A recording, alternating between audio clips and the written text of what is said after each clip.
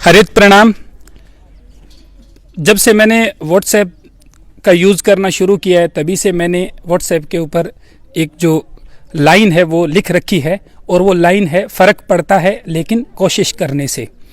कोशिश करने से कैसा फ़र्क पड़ता है, आज उसी से हम रूबरू हो रहे हैं। बीकानेर जिले के लूनकरनसर कस्बे के गांव कालवास के राजकीय उच्च प्राथमिक विद्यालय में यहाँ आप देखिए कि पूरा एक वृक्ष कुंज विकसित हुआ है। ये वृक्ष कुंज जिसे हम महात्मा गांधी उद्यान कहते हैं, इसको विकसित करने का जो सबसे बड़ा क्रेडिट जाता है तो वो जाता है यहाँ के इंचार्ज श्री खुमाणाराम जी सारण को, जो मेरे साथ में खड़े हैं। खुमान जी, आप संक्षेप में कैसे आपने इस वृक्ष कुंज को विकसित किया, अपना अनुभव बताएं। Thank you sir. इस वृक्ष कुंज को बनाने के लिए हमने शुरुआत की 3 अगस्त 2017 से, और आज इसमें 26 प्रजातियों के 315 पेड़ पौधे हैं जो अच्छी स्थिति में 125-150 करीब पेड़ बन चुके हैं, और 1055 डॉक्टर जानी साहब के सहयोग से गांव में हमने रोपित और वितरित किए। गांव में पौधों की स्थिति भी अच्छी है और इस गांव में हरित प्रयास ये हो रहा है सर। Thank you sir. बहुत धन्यवाद। खुमान जी के साथ ही इस कार्य में हमेशा प्रयासरत रही है यहाँ की शिक्षिका श्रीमती दीपिका सांखला जी। तो मैडम, आप भी अपने अनुभव साझा करें। सर, हम 1 घंटे पहले स्कूल लगने से और 1 घंटे बाद नियमित रूप से इन पौधों पर आके ध्यान देते हैं, और इसमें निरंतर पानी की व्यवस्था की जाती है। इसके लिए हमने सह कर्मचारियों को भी रखा है, जिन्हें हम अपने स्तर पर उनको भाई मानदेय देते हैं, और इस तरीके से प्रत्येक पौधे की देखभाल में ये ध्यान रखा जाता है कि उसके कोई कीड़ा ना लग जाए, पानी की कमी ना हो जाए और किसी भी तरीके का कोई संक्रमण ना हो। बहुत खूब। अब चलते चलते हम उन महानुभावों से भी बात करेंगे जो मेरी तरह ही इस वृक्ष कुंज की जो विकास यात्रा है उस विकास यात्रा से जुड़े रहे हैं। अभी हमारे साथ में इसी इलाके के प्रसिद्ध शिक्षाविद और पास ही बडेरन गांव के प्राचार्य श्री ओंकारनाथ जी योगी हमारे साथ में हैं। मैं योगी साहब से पूछूंगा, आप भी यहाँ जो विकास हुआ है इससे निश्चित रूप से परिचित हैं, और साथ ही साथ हमारा जो पारिवारिक वानिकी का अभियान है उसके भी आप एक मजबूत सिपाही हैं खुमान जी की तरह ही। तो आप भी अपने हृदय के उद्गार हैं वो व्यक्त करें। सर्वप्रथम जानी जी को बहुत बहुत धन्यवाद। और जानी जी के प्रयास से कई सालों से लूनकरनसर तहसील में हरित क्रांति को आगे विकास मिला है। जैसे कि मेरी स्कूल में मैंने 2700 पौधे इनके सानिध्य में लगाए। गांव वालों से आमंत्रण करके उनको और बुलाया, और लगभग 150 पौधे हैं वो हमारी स्कूल में लगाए, बाकी के सब जगह वितरित किए, जिसमें आप लोगों का बहुत बड़ा सहयोग रहा। बच्चे हैं वो ही इन वृक्षों में पानी देते हैं, और गांव के लोगों ने जिन्होंने गांवों में लगा रखे हैं वृक्ष, वहाँ हमने फिजिकली जाकर के देखा तो वहाँ वृक्ष लगे हुए हैं, जिंदा है, और जो नष्ट हो गए हैं तो आपने आश्वासन दिया है, और मैंने भी इनसे कहा है कि अगले जुलाई माह में हम पुनः पौधारोपण करके और इसको और आगे काम को बढ़ाएंगे। धन्यवाद। Thank you sir. इस साल हमने लूनकरनसर ब्लॉक के बहुत सारे स्कूल्स के अंदर गांधी फ्रूट फॉरेस्ट डेवलप करवाए थे, और ये फ्रूट फॉरेस्ट हमने जहाँ जहाँ भी डेवलप करवाए उसमें हमें जो सबसे ज़्यादा मार्गदर्शन और सहयोग मिला वो मिला यहाँ के प्रमुख शिक्षा शास्त्री और सबके चहेते और जाने माने श्री रेवंत राम जी गोदारा साहब का। वो भी अभी हमारे साथ में मौजूद हैं, तो गोदारा साहब से भी मेरा आग्रह है कि वो भी अपनी जो बात है वो हम सबसे साझा करें। थैंक यू जानी जी। पर्यावरण संरक्षण का कालवास एक सुंदर मॉडल है। मैं इसके लिए खुमान जी और उनके विद्यालय की टीम को साधुवाद करना चाहूँगा। आपकी और इनकी प्रेरणा से ही हमारे विद्यालय में भी तकरीबन 400 पेड़ लगाए गए, और सघन है वो, आज भी ठीक है। आज ही उनके बीच में बच्चे काम कर रहे हैं, एनएसएस का शिविर चल रहा है, वही बच्चे यहाँ पहुंचे हैं आपकी प्रेरणा से। वो भी इस मॉडल को भी देखेंगे और इसी मॉडल के अनुरूप हम हमारे विद्यालय में प्लानिंग करेंगे और उनका संरक्षण करेंगे।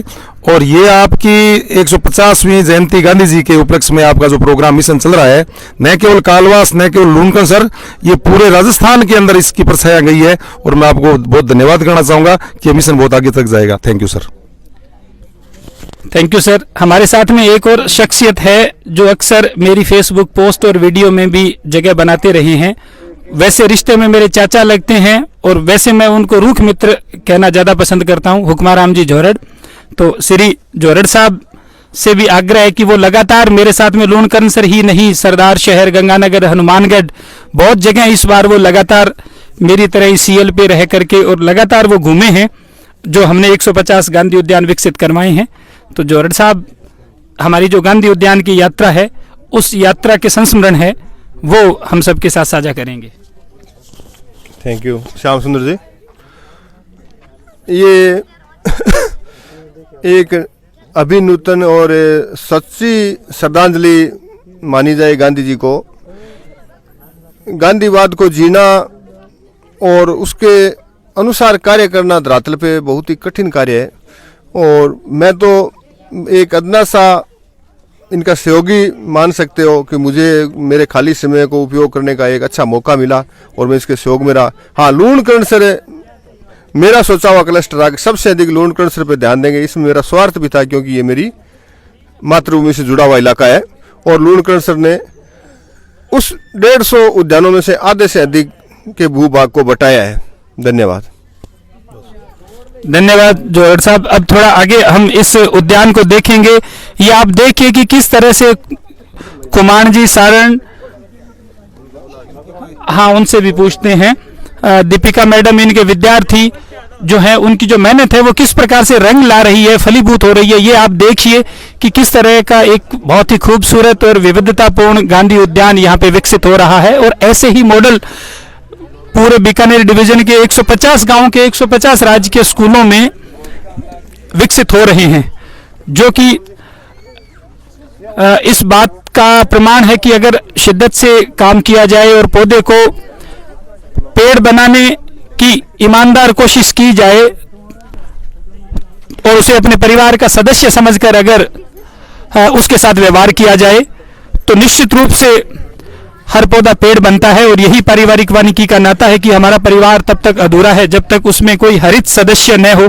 हमने इस स्कूल में प्लांटेशन के अलावा गांधी फलग्राम के रूप में इस गांव को विकसित करने के मकसद से 1000 से अधिक पौधे यहाँ पे रोपित करवाए हैं घरों में। हमारे साथ में कुछ महिलाएं हैं और अन्य शिक्षाविद भी हैं, तो मैं उनसे भी उनके जो अनुभव है वो जानूंगा। अभी हमारे साथ में श्री ओम जी शाश्वत हैं, उनसे भी हम जानेंगे कि वो क्या विचार रखते हैं इस प्रयास के बारे में।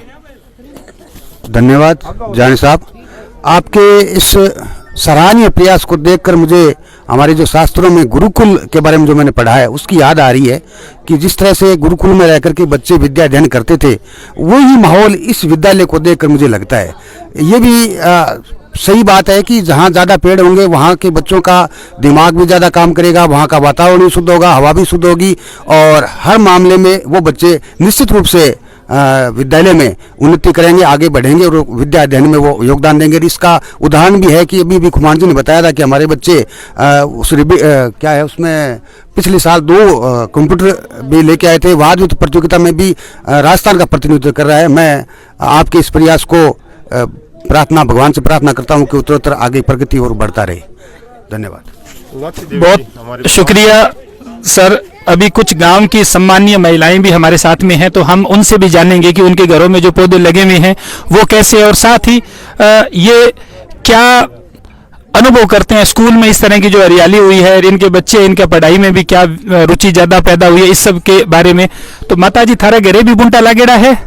तो मैं तो लगावा तो गणे लगे कौन है क्या लगाया ई साल? लगे तो ई साल तो कोला लाल साल दिया थे जो के लगाया मैं वो के बोले जामुन का पेड़ लगाया जी, और बहुत ही लगाया मैं 80 पेड़ लगाया मैंने, एक ही को लगे। सारा ही पेड़ खत्म हो गया कि 80 का 80? पानी को पुगन पानी कौन पानी पुगे को पुग गया ए जगह स्कूल के अंदर लगे अंग बारम थाने किया लगे तो हम तो पानी पुग गए तो मारूं पानी दूर लगा दिया मैं बैठे कोई सज्जन को नहीं पानी को पुग गया जे लागता तो अगर हमारी जगह कोने कोई एक दो अबे स्कूल में वो बदलाव आयो इंग बारम थारो के सोचनो है उमर ठीक है और लागना चाहिए पेड़ और लागना चाहिए हाँ। तो थे रुखाड़ी रखो और लाग जी सी और कोई महिला जगह घरे पेड़ है अच्छा बच्चियों बात करने स्कूल में पढ़ो स्कूल की स्टूडेंट हमारे साथ में है जो यहाँ भी पेड़ों की देखभाल करते हैं और घर में भी तो हम उनसे बात करें। गुड़िया आपका नाम? रवीना। अच्छा तो रवीना आपने अपने घर में पौधे लगाए हैं? हाँ जी सर। कौन कौन से लगाए हैं? सेजनो जामुन और अन्य टाली नीम ऐसे बहुत सारे पौधे। कितने पेड़ और उनमें से कितने जीवित हैं? हमारे घर में जितने भी हम पेड़ लगे उतने जीवित है, उनमें से कोई नहीं मरा। अच्छा कितने लेके गए थे संख्या? 6। अच्छा बहुत बढ़िया। और आपके जो दूसरी सहेलियां हैं उनके घरों में भी हैं? हाँ हमारे जब भी सभी सहेलियां लगे उनके हर घर में हर 4 से कम किसी घर में पौधे नहीं है। हमारे स्कूल में है वैसे हमारे घर में निरंतर पानी डालते हैं। बहुत बढ़िया। तो आपको कैसा लगता है जब आप स्कूल में इतने पेड़ देखते हो घर में पेड़ है तो उनको देख के आपको क्या महसूस होता है? जब हम स्कूल में होते हैं तो बहुत अच्छा महसूस होता है क्योंकि ये ऑक्सीजन मिलते हैं हमें पेड़ पौधे करने। उससे पहले हमारे यहाँ पर ऐसा स्थान नहीं था। अब हमारे जो सर और मैम बहुत अच्छी मेहनत करे हैं इसलिए हम इस ऐसे वातावरण घूम सकते हैं। पहले हमारे गाँव में इतने पेड़ पौधे नहीं थे लेकिन अब हमारे सर और गुरुजन ने बहुत मेहनत किया है। हर घर में हर गाँव में हर घर में 4 से कम पौधे नहीं है। बहुत अच्छी मेहनत करे।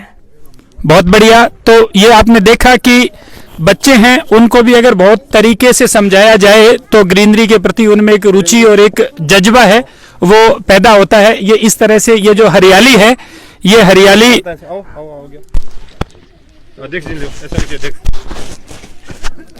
ये जो हरियाली है ये हरियाली आपको इस बात का प्रमाण दे रही है कि अगर बच्चों को ठीक तरह से समझाया जाए तो वे इस प्रयास में बड़ी शिद्दत से जुड़ते हैं।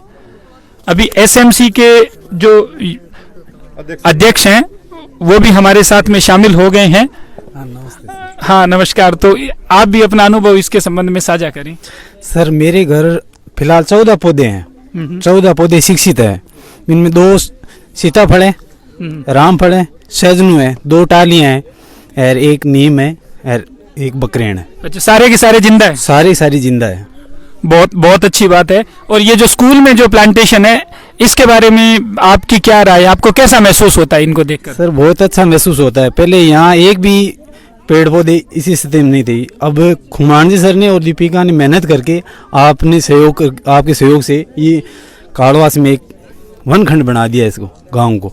बहुत अच्छा महसूस हो रहा है। Thank you.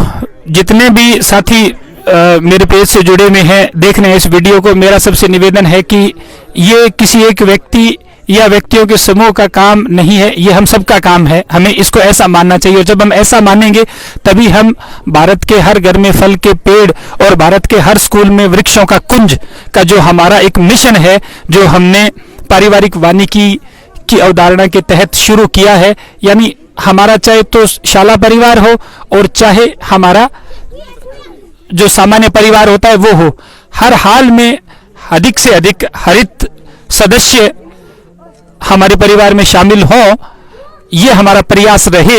इसी का नाम पारिवारिक वानिकी। और इस तरह से हम पेड़ पौधों को अपने घर का हिस्सा बनाकर जो पर्यावरण का पहलू है उसको हम हमारे घर में और हमारे बच्चों के संस्कार में जीवन मूल्यों में जगह दे सकते हैं। और यही एक रास्ता है जिससे हम क्लाइमेट चेंज और ग्लोबल वार्मिंग का जो संकट है उसका सटीक तरीके से सामना कर सकते हैं। और यही महात्मा गांधी जैसे महापुरुषों को हमारी सच्ची श्रद्धांजलि होगी। Thank you. हरित प्रणाम।